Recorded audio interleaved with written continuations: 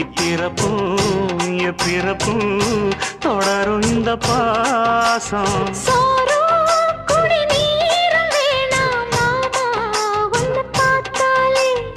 ஆரும் பசியாரும் தானாச மொழி கேட்டாலே ஒன்ன பிரிஞ்சிருக்க தன்னந்தனிச்சிருக்க அம்மம்மாடி அப்பப்படி என் மனசு ஒத்துக்காது.